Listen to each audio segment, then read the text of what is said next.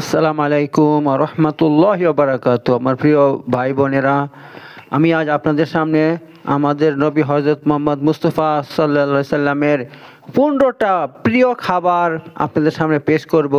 তিনি 15টা প্রিয় খাবার দুনিয়ার মধ্যে তিনার প্রিয় ছিল, তিনি এগুলো খেতেন, পছন্দ করতেন। সেগুলো কি এবং সাহাবারা সেগুলো পছন্দ করতেন, কারণ আল্লাহ নবী সাল্লাল্লাহু আলাইহি সাল্লাম যেহেতু পছন্দ করেছেন এসব খাবার। তা সাহাবারা, এক সাহাবা তিনি পরিষ্কার বলছেন যে আমি সারা জীবন এই জিনিসটা ছাড়া খেতাম না। কেন? কারণ হচ্ছে আল্লাহ নবী সাল্লাল্লাহু আলাইহি সাল্লাম এটাকে বেশি পছন্দ করতেন। তো দেখুন সাহাবারা কত নবী প্রেমিক ছিল।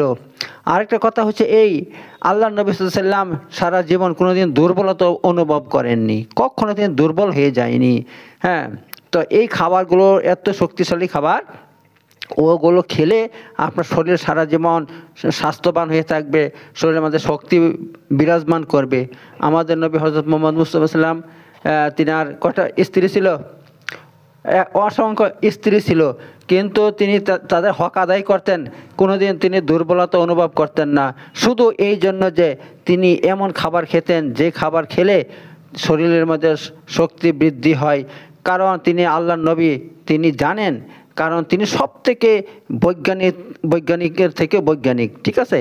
এই জন্য আল্লাহ নবী সাল্লাল্লাহু আলাইহি সাল্লাম এই ধরনের খাবার খেতেন, এবং যে খাবার খেলে মানুষের উপকার হবে তিনি সেইগুলোই খেতেন, ঠিক আছে। তো বন্ধুরা, সেই খাবারগুলো কি কি চলুন এক এক করে পেশ করব। 1 নম্বর, গোশত বা মাংস। তিনি গোশত বিশাল পছন্দ করতেন, আর তিনি বলেছেন গোশত হচ্ছে দুনিয়ার মধ্যে সমস্ত তরকারির মধ্যে সেরা তরকারি। আর শুধু দুনিয়াতে নয়, এই গোশত আখেরাতে অর্থাৎ জান্নাতেও মানে তরকারিদের সর্দার হবে। সেখানেও আল্লাহ তাআলা জান্নাতীদেরকে গোশত দিবেন, গোশত দিয়ে তারা ভাত খাবে, গোশত দিয়ে খাবে। কিন্তু একটা কথা মনে রাখবেন, আল্লাহ নবী সাল্লাল্লাহু আলাইহি ওয়াসাল্লাম তিনি কোনোদিন ভাত দিয়ে গোশত খায়নি, ঠিক আছে। আমরা যেমন ভাত দিয়ে গোশত খাই, তিনি তা করতেন না, তিনি এভাবে খেতেন, ঠিক আছে। গোশত এভাবে মানে তরকারি ছাড়া খেতেন তিনি গোশতকে, ঠিক আছে, এভাবে খেতেন। তো গোশত এত উপকারী, আপনি গুগলে সার্চ দেন, গোশতের কি উপকারিতা আপনি দেখতে পাবেন। আর নম্বর 2, শরীদ। শরীদ হচ্ছে আপনার পাতলা ডালের ঝোল, ঠিক আছে, মানে তরকারি, পাতলা তরকারির ঝোল আর কি। এই ঝোলের মধ্যে কি করতেন তিনি, রুটিকে ছিঁড়ে টুকরো টুকরো করে ভিজিয়ে দিতেন, আর সেটা ফুলে যেত, তারপর সেটাকে তিনি কি করতেন, খেতেন, তাকে শরীদ বলা হয়। আর শরীদ 2 রকমের আছে, এক হচ্ছে রুটিকে তরকারির ঝোলে ভিজিয়ে দিয়ে সেটাকে খাওয়া, আর একটা হচ্ছে আপনার ছাতুকে কি করতেন তিনি, ছাতু এবং খেজুর এবং ঘি একত্রে মিক্স করে সেটা মানে সেটাকে হালুয়ার মতন করতেন, সেটা খেতেন। 2 রকমের শরীর ছিল, এবং তিনি এই শরীরকে খুবই পছন্দ করতেন। তিনি বলতেন এ শরীর হচ্ছে সমস্ত খাবারের সর্দার, তিনি একে সমস্ত খাবারের উপর প্রাধান্য দান করতেন, শরীর, ঠিক আছে। তো নবী সাল্লাল্লাহু আলাইহি সাল্লাম এই খাবার খুব পছন্দ করতেন, শরীদ। নম্বর 3, কদু বা লাউ। নবী সাল্লাল্লাহু আলাইহি সাল্লাম সবজির মধ্যে সব থেকে বেশি কদু বা লাউকে পছন্দ করতেন। হযরত আনাস রাদিয়াল্লাহু আনহু বলছেন যে একদিন এক দর্জি নবী সাল্লাল্লাহু আলাইহি সাল্লামকে দাওয়াত করেন খাবারে। তিনি কি করলেন, জবের রুটি এবং কদু এবং গোশত সামনে রাখলেন। তখন আমি দেখলাম আল্লাহ নবী সাল্লাল্লাহু আলাইহি সাল্লাম পেয়ালা থেকে কদু বা লাউয়ের টুকরো খুঁজে খুঁজে বের করে খাচ্ছেন, আর খুব মানে তাকে আগ্রহ করে খাচ্ছেন। ওই দিন থেকে আমি কদু ছাড়া খাবার খেতাম না, কারণ আমার নবী সাল্লাল্লাহু আলাইহি সাল্লাম কদুকে খুব পছন্দ করতেন। তাই আমিও ওই দিন থেকে কদুর ভক্ত হয়ে গেলাম আল্লাহর নবীর খাতিরে। তো বন্ধুরা, দেখলেন সাহাবারা নবীর সুন্নতের এত বড় আশিক ছিল, এমনকি নবী সাল্লাল্লাহু আলাইহি সাল্লাম বলছেন লাউ খাও, এটা মাথা বা মস্তিষ্ককে শক্তি প্রদান করে। তেমনি নবী সাল্লাল্লাহু আলাইহি সাল্লাম মা আয়েশাকে বললেন, হে আয়েশা, যখন তুমি রান্না করবে তখন বেশি করে কদু বা লাউ রান্না করো, কারণ এটা হার্ট বা দিলকে, অন্তরকে মজবুত ও শক্তিশালী করে। সুতরাং আল্লাহ নবী সাল্লাল্লাহু আলাইহি সাল্লাম কদু খুব পছন্দ করতেন। নম্বর 4, নবী সাল্লাল্লাহু আলাইহি সাল্লামকে সিরকা খুব পছন্দ ছিল। নম্বর 4, সিরকা। আল্লাহ নবী সাল্লাম সিরকা খুব পছন্দ করতেন। হযরত জাবির বলছেন, নবী সাল্লাম একবার নিজ পরিবারকে প্রশ্ন করলো, ঘরে কোনো তরকারি আছে কি? তো ঘরের ভিতর থেকে জবাব এলো, সিরকা ছাড়া আর কিছু নেই। তখন নবী সাল্লাম বললেন, সিরকাই নিয়ে এসো। তিনি সিরকা খাচ্ছেন আর বলছেন, সিরকা কতই উত্তম খাবার। দেখুন কত সাদাসিধা খাবার নবী সাল্লামের প্রিয় খাবার ছিল। তা দেখলে গরিব মানুষ নিজেদেরকে অনেক বড় লোক মনে করবে। তারপর তিনি বললেন, যে ঘরে সিরকা আছে সে ঘরে মানুষ কখনো গরিব থাকতে পারে না। তারপর আল্লাহ নবী সাল্লাম বললেন, হে আল্লাহ, এই সিরকাতে বরকত দাও, কারণ এটা পূর্বে সমস্ত নবী রসুলদের তরকারি ছিল। আচ্ছা, নম্বর 5, মাখন। তার কি উপকারিতা সবাই জানি আমরা। মাখন দুধ থেকে তৈরি হয়, তাই বিশাল উপকারী জিনিস এটা, তা সবাই আমরা জানি। হযরত আব্দুল্লাহ ইবনে উমর থেকে বর্ণিত, তিনি বলছেন, গাজওয়ায়ে তাবুকের সময় নবী সাল্লাল্লাহু আলাইহি ওয়াসাল্লামের সামনে মাখন পেশ করা হয়। তখন নবী সাল্লাল্লাহু আলাইহি ওয়াসাল্লাম একটা ছুরি চেয়ে এনে বিসমিল্লাহ বলে সে মাখনটাকে টুকরো টুকরো করলেন, করে তিনি সেটা খান।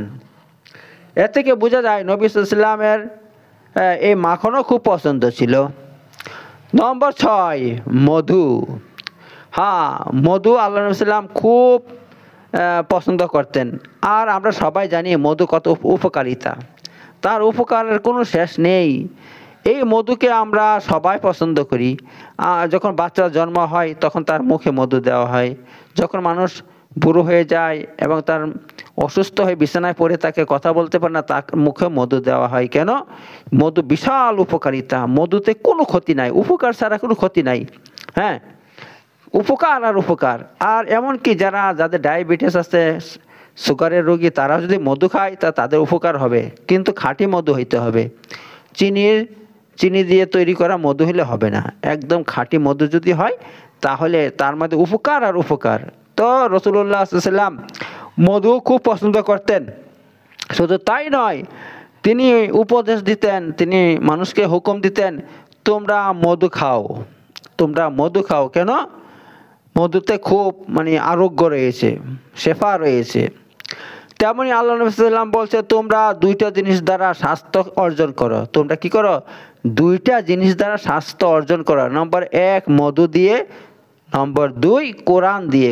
অর্থাৎ যদি কেউ অসুস্থ হয়ে যায়, তাকে কোরআন পড়ে ঝাড়ফুঁক করো, তাহলে সে কি হয়ে যাবে? তার স্বাস্থ্য ফিরে পাবে ইনশাল্লাহ। আর সেই কাজটা কিন্তু আমি করি ভাই, কোরআন দিয়ে ঝাড়ফুঁক করি। যে কোনো রোগী হোক, গ্যারান্টি দিয়ে আমার কাছে ইনশাল্লাহ ভালো হয়। হ্যাঁ, যদি আয়ু থাকে তাহলে ভালো হবে ইনশাল্লাহ। তো এই ব্যাপার। তো মধু হচ্ছে সকল বয়সের খাবার, সকল বয়সের বাচ্চা, জোয়ান, বুড়ো সবাই খেতে পারবে, আর সবার উপকার হবে। তাদের স্বাস্থ্য ভালো হবে, শরীরে শক্তি তৈরি হবে, বিভিন্ন কাশি, তারপর আপনার কাশি ভালো হয়ে যাবে, ওই যে কফ বসে থাকে কফটা উঠে যাবে। ঠিক আছে বন্ধুরা? আর মধু খেলে যৌন শক্তি বাড়বে ইনশাল্লাহ। নম্বর 7, খেজুর ও ছোয়ারা। নবী সাল্লাল্লাহু আলাইহি ওয়াসাল্লাম বলছেন, যে ব্যক্তি সকালে 7টা আজোয়া খেজুর খাবে, তাকে ওই দিন জাদু এবং বিষ কোনো ক্ষতি করতে পারবে না। তো দেখতে পাচ্ছেন তো, শুধু এখানে শেষ নয়, এই যে খেজুর আছে, খেজুরের অসংখ্য উপকারিতা আছে, তার উপকারের শেষ নাই। কারণ খেজুর এমন একটা জিনিস খুব দ্রুত রক্তের সঙ্গে মিশে যায়। কারণ আপনি মুখে দিয়ে খেজুরকে যদি একটু ভিজিয়ে রাখেন, 10 মিনিট ভিজিয়ে রাখলে সেটা একদম একেবারে হালুয়া হয়ে যাবে। আর সেটা যদি খান, সে সঙ্গে সঙ্গে শরীরের মধ্যে রক্তের সঙ্গে মিশে যায়, মিশে বিশাল শক্তি তৈরি করে, এনার্জি তৈরি করে, দুর্বলতা একদম সঙ্গে সঙ্গে দূর করে দিবে এমন জিনিস। এক সাহাবী বলছেন, আমি একবার নবী সাল্লাল্লাহু আলাইহি ওয়াসাল্লামকে মাখন এবং খেজুর পেশ করলাম। তো নবী সাল্লাল্লাহু আলাইহি ওয়াসাল্লাম মাখন এবং খেজুরকে খুব পছন্দ করলেন। নবী সাল্লাল্লাহু আলাইহি ওয়াসাল্লাম বলছেন, যে ঘরে খেজুর নেই সে ঘরের মানুষ ক্ষুধার্ত। তাই ভাই বন্ধুরা, বেশি করে খেজুর খান, তাহলে অর্ধেক যৌন রোগ ওষুধ ছাড়া ভালো হয়ে যাবে। নম্বর 8, দুধও নবী সাল্লাল্লাহু আলাইহি ওয়াসাল্লামের খুব প্রিয় খাবার ছিল। তবে তিনি বেশিরভাগ ছাগলের দুধ পান করতেন, পছন্দ করতেন, তবে গাভীর দুধও পান করতেন। গাভীর দুধ সম্পর্কে তিনি সাল্লাল্লাহু আলাইহি সাল্লাম বলছেন, গাভীর দুধ পান করতে, গাভীর দুধ তোমরা পান করো, তাতে শিফা রয়েছে। অন্য স্থানে বলেছেন, দুধ ছাড়া আমি জানি না অন্য কোনো খাবার, তার মধ্যে সেটা খাবার এবং পানীয়, পানীয় মানে এই যে দুধটা সেটা কি খাবারও, আপনার যদি ভুখ লাগে ওইটা খেলে আপনার মানে খাবারের প্রয়োজনটা মিটিয়ে দিবে, আবার যদি আপনার পিয়াস লাগে সেটাও মিটিয়ে দেবে। তাই আল্লাহ নবী সাল্লাম বলছেন যে আমি জানি না দুধ ছাড়া এমন কোনো খাবার আছে কিনা যেটা মানুষের খাবারের প্রয়োজনও মিটায় এবং পিয়াস লাগে তার মানে পান করার পানির যে ইয়া হয়, পানির যে পানির পরিবর্তে মানে এটা পানির কাজও করে, অন্য কোনো আছে কিনা আমি জানি না। একটা খাবার শুধু দুধ, দুটোই কাজ করে, সে পিয়াসও বুঝায় মানুষের, আবার কি পেটের ক্ষুধাও বুঝিয়ে দেয়, ওটা খেলে পেটও ভরে যায়। আরও বলছেন, গায়ের দুধ হলো চিকিৎসা এবং তা থেকে তৈরি মাখন হলো ঔষধ, আল্লাহ নবী সাল্লাম বলছেন। আচ্ছা, 9 নম্বর জাইতুন তেল। জাইতুন তেল, নবী সাল্লাম বলছেন তেল দিয়ে, জাইতুন তেল দিয়ে রুটি, জাইতুন তেল তোমরা খাও এবং কী করো, এটা মালিশ করো। কারণ আল্লাহ নবী সাল্লাম নিজে জাইতুন তেল দিয়ে রুটি খেতেন, কারণ এটা মোবারক গাছ থেকে তৈরি। তিনি বলছেন, আল্লাহ নবী সাল্লাম বলছেন তোমরা কেন খাবে জাইতুন, এই জন্য যে এই জাইতুন তেল বা জাইতুন মোবারক গাছ থেকে হয়, মোবারক গাছ। কারণ আল্লাহ তাআলা কোরআনের মধ্যে জাইতুনের কসম খেয়েছেন, জাইতুন বৃক্ষের কথা কোরআনের মধ্যে উল্লেখ আছে। এই হচ্ছে ব্যাপার। তো নম্বর 10, আঞ্জির। আঞ্জির, আঞ্জিরও নবী সাল্লাল্লাহু আলাইহি সাল্লামের প্রিয় খাবার ছিল, কারণ নবী সাল্লাল্লাহু আলাইহি সাল্লাম বলছেন আঞ্জির জান্নাতের ফল ও জান্নাতের খাবার, মানে এই আঞ্জির ফলটা জান্নাতি ফল। তো বন্ধুরা, আঞ্জির একটা খুব মানে ভিটামিনযুক্ত ফল। এই ফলের মধ্যে প্রচুর ক্যালসিয়াম, ভিটামিন, মিনারেল সব কিছু এর মধ্যে রয়েছে। ওটা খেলে আপনার শরীরের সমস্ত মানে যে ঘাটতি আছে ভিটামিনের, সেগুলো পূরণ হয়ে যায়। এর জন্য আঞ্জির কিন্তু খুবই উপকারী জিনিস, সেটা আপনারা যদি পারেন খাবেন ইনশাল্লাহ। নম্বর 11, আঙ্গুর। নবী সাল্লাল্লাহু আলাইহি সাল্লামের প্রিয় খাবার এর মধ্যে আঙ্গুরও ছিল। নবী সাল্লাল্লাহু আলাইহি সাল্লাম বলছেন আঙ্গুর জান্নাতের ফল ও জান্নাতের খাবার, আঙ্গুর জান্নাতেও থাকবে, আঙ্গুর জান্নাতেও থাকবে। এত বন্ধুরা, আঙ্গুর খাবেন ইনশাল্লাহ, তাতে আপনার শরীরের অনেক রকমের শক্তি বৃদ্ধি হবে। নম্বর 12, নাবিজ। নাবিজ হচ্ছে খেজুর এবং কিশমিশ, মানে একসঙ্গে নয়, আলাদা আলাদা তৈরি হয়। যেরকম খেজুরকে আপনি ভালো করে ধুবেন, ধুয়ে কী করবেন, 1 গ্লাস পানির মধ্যে, ধরুন আপনি মোটামুটি 7 থেকে 8টা খেজুর ভালো করে ধুয়ে 1 গ্লাস, বড় কাঁচের গ্লাসের 1 গ্লাস পানির মধ্যে ভিজিয়ে রাখবেন, রাতে ভিজিয়ে রাখবেন, ঠিক আছে। সকালে এটা কী করবেন, দেখবেন বীজটা বের করে নেবেন, বীজটা বের করে তা আপনি পানিতে ভিজিয়ে দিবেন, সকালে দেখবেন একেবারে হালুয়ার মতন হয়ে যাবে, একেবারে আপনি ধরলেই সেটা একদম নরম হয়ে, একদম নরম হয়ে যাবে, ঠিক আছে। আবার সেটাকে একটা চামিচ দিয়ে আপনি ভালো করে নাড়বেন, দেখবেন পানির সঙ্গে মিশে যাবে। এইবার আপনি 2ভাবে খেতে পারবেন, এটা নাবিজ হয়ে গেছে। এটা কি করে খাবেন, আপনি এটা সেকে খেতে পারেন, অথবা ওই যে খেজুরের ইয়াগুলো আছে, সিল্কা ফিল্কাগুলো আছে, তা একসঙ্গে তার সঙ্গে খেতে পারেন, উভয়ভাবেই খেতে পারবেন। যেভাবে আপনার একে নাবিজ বলা হয়, তেমনইভাবে আপনার কিশমিশের নাবিজ তৈরি করতে পারবেন। কিশমিশ আপনি 1 মুঠ নেবেন, নিয়ে ভালো করে ধুয়ে 1 গ্লাস পানিতে রাতে ভিজিয়ে দিবেন, সকালে উঠে কি করবেন, সেটাকে ভালো করে কচলিয়ে রসটা বের করে নেবেন, দিয়ে ওই রসটা পানির সঙ্গে মিশে গেল, এই যে শরবত, এইটাকে বলা হয় নাবিজ। তো আল্লাহ নবী সাল্লাল্লাহু আলাইহি ওয়াসাল্লাম এভাবে খেজুরের নাবিজ খেতেন, খেজুরের শরবতকে নাবিজ বলা হয়, তেমন কিশমিশের শরবতকে নাবিজ বলা হয়, এভাবে তিনি খেতেন। নম্বর 11, তালবিনা। তালবিনা বলা হয়, ধরুন 100 গ্রাম বার্লি, যাকে জাউ বলা হয়, তাকে বার্লি, বাংলাতে বার্লি বলে, ঠিক আছে। 100 গ্রাম বার্লিতে এটা কী করবেন, এটা ভালো করে ধুবেন, ভালো করে ধুয়ে মোটামুটি 4 ঘন্টা ভিজিয়ে রাখবেন। তারপর 1 লিটার দুধ আপনি জাল দিবেন, এই 1 লিটার দুধের মধ্যে এই বার্লিটা দিয়ে দিবেন। তারপর কি করবেন, আপনি বাদাম ওই কাঠবাদাম আছে না, ওই বাদাম মোটামুটি 8 থেকে 10 পিস টুকরো টুকরো করে কাটবেন, কেটে ওই দুধের মধ্যে দিয়ে দিবেন। তেমনইভাবে 15 পিস খেজুরকে ভালো করে ধুয়ে তারপর তার বীজ বের করে কচি কচি করে কাটবেন, ছোট্ট ছোট্ট টুকরো করে কেটে সেটাকে দিয়ে দিবেন, ওর মধ্যে দিয়ে দিবেন। ওই মানে বার্লিটা আর দুধটা ফুটছে ওর মধ্যে দিয়ে দিবেন, দিয়ে মোটামুটি 10 মিনিট জাল দিবেন, বেশি জাল দিবেন না। দিয়ে তারপরে সেটাকে কী করবেন, হয়ে গেছে। এবার তার মধ্যে একটু ইচ্ছা করলে আপনি মধু দিতে পারেন, যদি মধু দিতে পারেন আরও ভালো হয়। এবার সেটাকে আপনি খাবেন, একে বলা হয় তালবিনা। তা মোটামুটি এই কয়টা খাবার? তালবিনা 13 নম্বর। 14 নম্বর হচ্ছে জাওয়ের রুটি। আল্লাহ নবী সাল্লাম জাও বা বার্লির রুটি পছন্দ করতেন, ঠিক আছে, বার্লি রুটি। তো গমের রুটি তিনি সেরকম পছন্দ করতেন না, তিনি অধিকাংশ বার্লির রুটি মানে জাওয়ের রুটি পছন্দ করতেন। নম্বর 15 ডালিম। আল্লাহ নবী সাল্লাল্লাহু আলাইহি ওয়াসাল্লাম ডালিমকেও পছন্দ করতেন।